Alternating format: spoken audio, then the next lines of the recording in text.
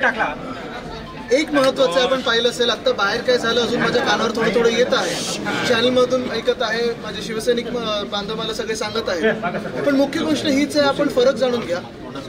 हे जे आंदोलन केलं माझ्या विरुद्ध असेल किंवा शिवसेना पक्षाच्या विरुद्ध असेल, ते याचसाठी केलं कारण काल शिवसेना उद्धव बाळासाहेब ठाकरे पक्षाने मोदी साहेब येत असताना आम्ही एक इथे आंदोलन केलं महिलांना न्याय मागण्यासाठी. फरक हाच होता की ते प्रधानमंत्री आहेत, त्यांच्याकडे पद आहे, देशातली एक जबाबदारी आहे. आणि जो शक्ती कायदा असेल, जो आम्ही महाराष्ट्रात पारित करून केंद्राकडे पाठवलेला, म्हणजे राष्ट्रपती महोदयांकडे पाठवलेला, किंवा महाराष्ट्रातली आज जी कायदा सुव्यवस्थेची परिस्थिती, काल वाटतं PSI वर एका कोयता गँगने हमला केलेला आहे. मग सत्ता कोणाची आहे महाराष्ट्रात? हे 2.5 वर्षाच्या काळात, आमच्या काळात कधी घडलं नाही, ते ह्या 2 वर्षात जेवढं घडायला लागलेलं आहे. पोलिसांवर हल्ले चालू झालेले आहेत, महिलांवर अत्याचार वाढायला लागलेले आहेत. आपण पाहिलं असेल, जे बदलापूरची ही घटना होती, वामन म्हात्रे कोण आहे? त्यांना का अजून पक्षातून काढलं नाहीये? त्यांनी तर एका पत्रकाराला विचारलेलं आहे की तुझ्यावर रेप झाल्यासारखं तू का विचारते आम्हाला? तसंच किसन काथोरेंवर का कारवाई झाली नाहीये? तसंच घटनाबाह्य मुख्यमंत्री त्यांनी पण हेच विचारलं की हे सगळं राजकीय होतं. म्हणजे जेव्हा नागरिक रस्त्यावर येतात आंदोलन करायला, तेव्हा तुम्ही यांना राजकीय बोलता, त्यांच्यावर लाठीचार्ज चालवता, त्यांना अटक करता. पण ज्यांनी बलात्कार केला किंवा मोलेस्टेशन केलं, त्याच्यावर FIR घेण्यासाठी तुम्हाला 10 दिवस लागले, 10 तास त्या महिलेला बसवलं तिथे, गरोदर महिलेला. आम्ही त्या विरोधात आंदोलन करतो. बरं, परवाचा पण जो बंद होता तो राजकीय नव्हता. जो बंद आम्ही पुकारला होता, नंतर हायकोर्टाने आम्हाला सांगितलं तर आम्ही बंद मागे घेतला आणि आंदोलनं केली. पण ह्याच्यात देखील कुठेही राजकीय नव्हतं. आम्ही एका पक्षाच्या विरोधात नाही, तर त्या विकृतीच्या विरोधात आंदोलन केलं होतं. आणि तुम्ही लक्षात घ्या, फरक हाच आहे, महाविकास आघाडीने विकृतीच्या विरोधात आंदोलन केलं, भाजपाने विकृतीच्या बाजूला राहून आंदोलन केलं आमच्या विरोधात. तर त्यांनी पण आमच्या आंदोलनात सहभागी व्हायला पाहिजे होतं. सोपी गोष्ट. आजच्या आंदोलनात त्यांनी दिशा सालील प्रकरणात हे राजकीय सगळं चालू राहील. आणि मला वाटतं काय की ज्यांना ते घाबरतात, त्यांची बदनामी असेल, त्यांना धमकवण्याचा प्रयत्न असेल, हे गेल्या अनेक राज्यांमध्ये गेल्या काही दिवसांमध्ये आम्ही पाहतो. पण बदलापूरहून महाविकास आघाडीने बरंच आक्रमक स्वरूप दाखवलेलं आहे. आता महाविकास आघाडीच्या नेत्यातले जुने प्रकरण काढून कुठेतरी काउंटर केलं जातं. मला वाटतं महाविकास आघाडी कुठच्याही प्रकरणावर, बदलापूर तर सगळ्यात महत्त्वाचं, कारण बदलापूरमध्ये जी घटना घडली बघा, 6 दिवस की 10 दिवस त्या महिलेचा FIR घेतला नाही, त्याच्यानंतर 10 तास पोलीस स्टेशनमध्ये बसवलं गेलं. आणि आम्ही परत परत सांगतो, कधीही अशा घटना घडल्या की SP वर कारवाई होते. आता तिकडचे ठाण्याचे CP करतात काय, कोण आहेत हे कोणालाच माहिती नाही, काय बोलत नाहीत ते कशावर. वामन मात्र कारवाई होणार आहे का, जे त्यांनी विचारलं. मला वाटतं कुठच्याही पत्रकाराला हे पण विचारणं की तुझ्यावर रेप झालाय का, हा देखील गुन्हा असायलाच पाहिजे.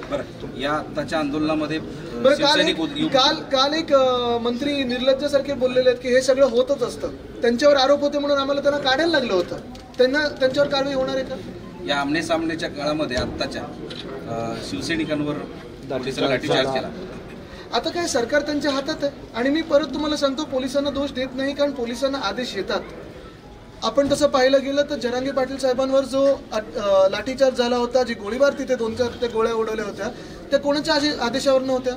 कदाचित तुम्ही पोलिसांवर कारवाई केली असेल, SPवर कारवाई केली असेल, हे सगळं झालं असेल, पण CM की 2 DCM ह्याच्यातला खरा जनरल डायर कोण? वारकऱ्यांवर ज्यांनी लाठीचार्ज केला होता तो आदेश कोणी दिला होता? परवाच्या बदलापूरमध्ये जे आंदोलन करत होते सगळे स्थानिक नागरिक होते, त्यांना राजकीय बोलण्याची जी हिंमत आणि निर्लज्जपणा घटनाबाह्य मुख्यमंत्र्यांनी दाखवली. लाठीचार्जचा आदेश कोणी दिला होता हे कळू द्या. पण परिस्थितीची गळत चाललेली आहे. बरोबर आहे, हे मी मध्ये पण सांगितलं होतं. आम्ही आंदोलन जे केलं होतं ते एक रिस्पेक्टफुली आंदोलन केलं होतं. त्यांची SP जी असते, सगळं काही असतं, तरी देखील आम्ही बाहेर जी मागणी केली होती ती नीट मागणी होती. हे असली हे म्हणजे हुलिगनिझम कोणी केलं नव्हतं. ही जी काही टोळी येते आणि काहीतरी करून जातात. बरं, हे सगळं काय करतात, पोलिसांना समोर ठेवतात आणि मागून सगळं आंदोलन करतात. भित्रट आहेत सगळे लोक. तुम्हाला 1 मिनिट सांगतो, सगळ्यात महत्त्वाची गोष्ट हीच आहे की आम्ही आंदोलन एका घटनेच्या विरोधात केलं होतं, राजकीय नव्हतं. आणि प्रधानमंत्री महोदयांकडे, ज्यांच्याकडे देशाची जबाबदारी आहे, त्यांना जाब विचारायला केलं होतं. आज आमच्या हातात काय द्या सरकार, मग आम्ही दाखवतो कायदा कसा असतो. शक्ती कायदा आम्ही पारित करून दाखवलेला. पण मूळ गोष्ट हीच आहे की परत मी सांगेन, ही निवडणूक आहे, लढाई नाही.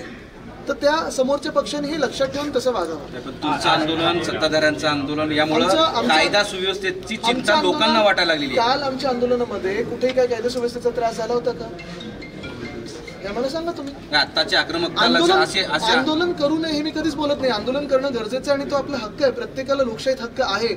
पण ते आंदोलन काय असायला पाहिजे, कसं असायला पाहिजे, कुठल्या स्वरूपाचं असायला पाहिजे, हे त्या त्या पक्षांनी ठरवायला लागतं. पण काल तुम्ही जे आंदोलन केलं होतं रेल्वे ह्याच्या समोर, विमानतळाच्या समोर, त्यावेळेस भाजपाने प्रति आंदोलन केलं नव्हतं. मात्र आज भाजप आंदोलन करत असताना प्रति आंदोलन आज करण्याची गरज भाजपची काय? आंदोलन करण्याची गरज होती का? माझ्या हातात पद आहे का? सरकार आहे का?